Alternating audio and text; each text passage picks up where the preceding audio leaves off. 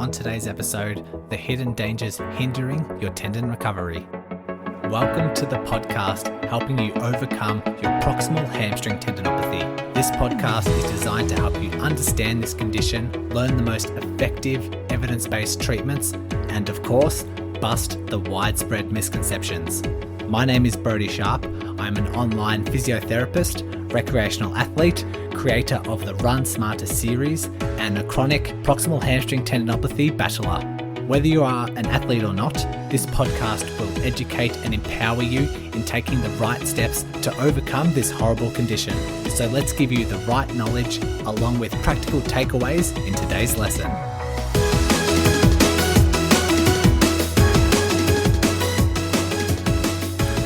Okay, today is a big one. It is a key lesson. It's another chapter of my ebook, so we'll hear that in a second. Let me just explain.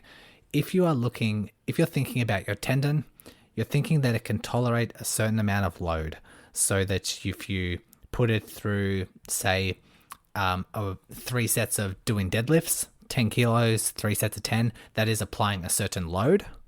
And if your tendon itself can tolerate a certain amount, let's say it can tolerate 3 sets of 10, but it cannot tolerate 3 sets of 20. There's somewhere in the middle where there's this adaptation sweet spot where it starts recovering, it starts getting stronger, it adapts, but too much exceeds its load capacity and then it undergoes a reaction. We're looking at purely from a max capacity, like a tissue loading perspective.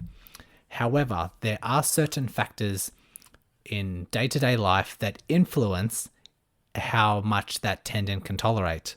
There are certain environmental factors and certain behaviors and certain snapshots in time where that tendon might not be able to tolerate 3 sets of 10. Maybe on a Monday it can tolerate 3 sets of 10, but something might happen, these hidden dangers throughout the week, where at the end of the week, it might not be able to tolerate 3 sets of 10. And that's why I call these the hidden dangers, which is what we're going to dive into today. We're going to tune in to Injury Prone Pete, see what he's up to, and we're going to use this iceberg analogy as well and find or uncover these hidden dangers. So we're here for that now, and then we'll dive into the post-recording where I'll give a bit of a summary. What do we have today? We have stress less, the hidden dangers that reduce your capacity to adapt. What does that mean exactly? There are certain lifestyle factors and decisions that we do make that impact our overall general health, and that can dramatically impact our ability to recover and for our soft tissues to tolerate load. So in the past, we've mainly been revolving around tissue loading and not exceeding our maximum capacity. So if you have an external force that we're applying, so if we're thudding the ground every time, we want to make sure that all of our tissues are able or resilient enough to tolerate those loads. But now we flip the equation and we're starting to look at tissue capacity and mainly like the intrinsic factors that influences our body to tolerate load. Once again, before I discuss any further, let's check in with Pete. So Pete was just finished seeing his physio. We talked about cadence. He started increasing his cadence, and let's touch base and see what he's got going on. So I'll bring up the ebook. All right. Several months had passed, and injury-prone Pete built up his endurance to 10K, but was starting to become a bit complacent. He needed another challenge, a marathon. Because Pete is a great student, he took on board all of the principles that the physio taught him and allowed himself 10 months to prepare. Following a running plan designed by his physio, his endurance built up to 25 Ks over 6 months. Then life threw Pete a curveball. He accepted a job promotion, which included greater responsibilities and a slight increase in work hours for the return of a handsome pay increase. This increase in work hours disrupted Pete's running schedule, but he cleverly solved the problem by waking up just a little bit earlier to fit in his long run. After 2 weeks of following his training plan to a T, Pete developed kneecap pain at the 20K mark. This left Pete completely puzzled. Okay, so let's break down this concept which is discussed in the ebook. So this principle is often ignored by physios and athletes alike. Your maximum capacity line is not static. It will be manipulated by lifestyle influences that can impact your body's ability to heal and tolerate load. Factors such as psychological stress, poor quality sleep are big culprits, but overall health decisions like poor diet, smoking, long-term anti-inflammation medication can all lower that maximum capacity line. We used the job promotion as an example, but other scenarios such as death in the family, moving house, having a newborn, the stress of competition, and contagious illnesses are also common scenarios or common situations that you might be placed in. So in the ebook, there's a graph which is the same graph we've been discussing this entire time. We have our minimum capacity zone, we have our adaptation zone, and above that we have our maximum capacity and injury zone. So we see Pete going through his training plan, hitting his adaptation zone, and continues to apply the same amount of load, just very gradually, and stays within that adaptation zone. But as soon as that promotion comes about with the increased stress and the poor quality sleep, that maximum capacity line starts to drop and gets lower than the load that he is applying. So he develops knee pain. So if I could simply put this, if you have a runner who's running 20 Ks a week and is well rested, he has a healthy nutrition, a positive attitude on life, the body will better tolerate loads than if that same individual was to still run 20 Ks a week but have poor nutrition, physical or mental stress, is a smoker, has disrupted sleep, gut issues, a history of cortisone injections or anti-inflammation medication. All of these can impact the body's ability to heal. It was super important that I put this chapter in because a lot of clients do everything right. They understand the plan. They understand a running plan, gradually increasing their loads.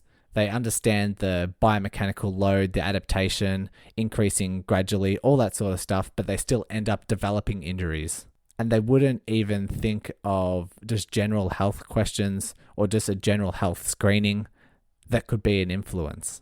So what do we know? So we know that poor nutrition or malnutrition can cause things like gut inflammation and cause inflammation around the entire body, which can impact your body's recovery. A poor sleep can lead to a lack of recovery. So making sure not only are you getting longer sleep or good quantity of sleep, but make sure that quality of sleep is important as well. We know that smoking delays healing times. I hope to God you're not a runner that smokes. I don't think I've ever seen one in my life. But we do know post-op clients and people that are injured, if they are smokers, for any injury, if they are a smoker, it will delay healing times. The more you smoke, the more the body struggles to heal. What do we know about anti-inflammations like NSAIDs? That can be things like aspirin and ibuprofen. Taking these medications create weakness within the tissues of the body, and that includes the bone, that includes ligaments, tendons, and muscles. So we really want to make sure that if you do take anti-inflammation medication, it is just for the short term, and we try and avoid as much as we can long-term use. If you have to take long-term use for some health issues, it needs to be considered if you were to apply load to the body and if you're progressing load and training for an event, that sort of thing. I see footy players that have recurring knee pain and the knee will swell up after a game, and so they just take anti-inflammation tablets before the game, and it's just a disastrous scenario. So Pete's change in lifestyle meant a reduction in his sleep, and just taking on the promotion means like more stress during the day, but also would lead to worry or stress during the night, which can impact his quality of sleep as well. I did a blog about sleep a few months ago, and it helps bring forth the argument of the importance of sleep and linking it to injury. I've just got it up here. Let me just read a few. I just quote a few studies in there. So to start off, there's a study in 2014 that found that adolescent individuals who slept less than 8 hours per night were on average 70% more likely to report an injury than those who slept for more than 8 hours. These findings were backed up by a different author, P. von Rosen et al. 2016, that found athletes reaching the sleep recommendation during weekdays reduced the odds of injury by 61%. And not only injury, there was a Cohen et al. 2009 found that those who slept less than 7 hours were nearly 3 times more likely to develop an infection compared to those who slept more than 8 hours. Most of the studies around this revolve around adolescent individuals, so those attending high school, but illustrates the point that I'm trying to make. I thought I'd also just briefly mention REM sleep. So rapid eye movement sleep is like a phase throughout your sleep, which can also impact recovery. And I have been studying sleep the past couple of months, and the experts say that your REM sleep is most common in the last third of your sleep. So if you sleep from 10 till 7, it's the last couple of hours. So about from 4 a.m. to 7 a.m. is when REM sleep is most available and you're in that zone more prominently.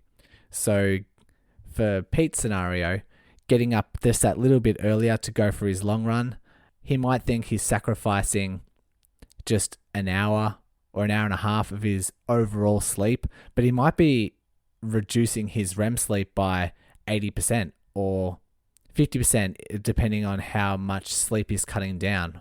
So it's another important thing to think about. In our Become a Smarter Runner Facebook group, we had a lady who shared her experience with chronic hip, glute, leg issues going on for years. And it wasn't until some members of the group asked about her general health and connected some gut inflammation as the missing piece to her recovery. And she changed her diet to a less inflammatory diet, and she's seeing incredible improvements. So even that is just a really good example of these hidden dangers. And that's one reason why the subtitle of this episode is marked the hidden dangers, because we just don't know about these things. We go for years and years just getting injury after injury or a really chronic injury, and we don't ask ourselves these general health questions.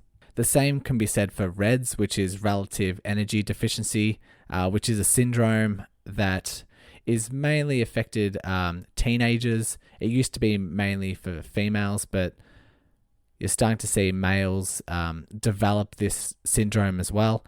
And it's just a combination of things like poor bone density, lack of nutrition, being underweight, and for females having a disturbance in their menstruation or infrequent menstrual periods. And just the combination of these factors leave you really injury prone. You can develop things like stress fractures and just overuse injuries really, really easily. And these kind of combine with each other. If you get poor nutrition, lack of good quality foods and eating leads to loss of body weight, which leads to poor bone density anyway. And then just the cycle just repeats itself, and it just manifests itself really quickly and can be quite dangerous. And so how does this apply to our iceberg analogy? I haven't brought this up in a couple of episodes. If you can envision a iceberg that is your own iceberg and reflects the resilience of your body, you want your iceberg as big as you can. You want it as robust as you can to reduce your likelihood of injury. And so if we could manipulate the iceberg itself, if we could manipulate the environment that the iceberg is in and manipulate the waves that are around this iceberg, if we have waves that crash into this iceberg, a whole stream of water hits the wall of the iceberg and starts trickling down, the iceberg freezes that water, contributing to the overall mass and the overall size of the iceberg, and just gradually over time that iceberg gets bigger, more resilient. Certain waves will be small trickles of water which don't influence the iceberg at all, which can be things like walking to work. But we can also get big waves that could potentially harm your iceberg. So if we get big tidal waves, which would be a sprint session, hills session, 20 Ks more than what you're used to, for some people's icebergs that don't have the ability to tolerate or absorb that wave, it could lead to damage, could lead to pieces breaking off and reducing its robustness. So how does this apply to today's principle? If you can think of the internal structure of your iceberg, if that's been compromised. So if you look at poor quality sleep, all these things that we've discussed, the density within the iceberg, if that's compromised, then that can also influence the iceberg's ability to tolerate these waves. What was once like a medium wave that could strike the iceberg, nothing happens to the iceberg, it absorbs it, it freezes the water and becomes bigger. Now, if it's a bit more fragile and the internal structure has been compromised, that same level of wave might not be absorbed as easily and can even break some pieces off and lead to an injury. So I want you to really take a wider scope of your general health and start questioning a few things around sleep, around diet. Personally, I have been, like I said, I spent the last couple of months looking into sleep. I have purchased myself an Aura ring, which is pretty much like a health tracking device. I wear it when I go to sleep and it gives me health metrics, gives me my sleep score and my readiness score. So from 0 to 100, how well have I slept? And it has several parameters and sleep stages throughout the night. And my readiness score is the combination of activity and my sleep score and a few other health metrics like my resting heart rate throughout the night, how quickly my heart rate lowered throughout the night, and a higher score means that my body's recovered well and that I can exercise harder the next day. And sometimes if I've worked out too much or done a race or done a couple of days in a row, my body won't recover as well and my readiness score won't be as high. So the next day I either take a rest or make sure that my sessions aren't as hard. I have also, over the past couple of years, just been slowly tweaking my diet for the better, just slow incremental steps to improving my health. I've spent the last several years doing a low FODMAP diet, which reduces my gut inflammation, and I've spent the last 2 months or so significantly reducing my sugar, which I know is a natural inflammatory food. And so yeah, just do some self-reflection. What could you do? Start thinking about the entire body, all facets of your life. Is there any area that you might need to improve, little tweaks here and there, especially if you're prone to injuries, especially if you're trying to overcome a chronic injury. In the future, I want to dedicate a whole series of episodes on this one topic. And that's just another idea I have moving forward, and maybe getting some expert opinions on, because it's something that we don't learn as physios, but can be extremely important. So I'm doing my own independent study, but there's still a lot that I could learn myself. And as I'm going through this journey of learning, you guys are going to learn along with me. So there's the ebook chapter, and just want to chime in again to see how this applies to proximal hamstring tendinopathy. The first thing I want to mention now is think of your body having two switches or two states that it can be in.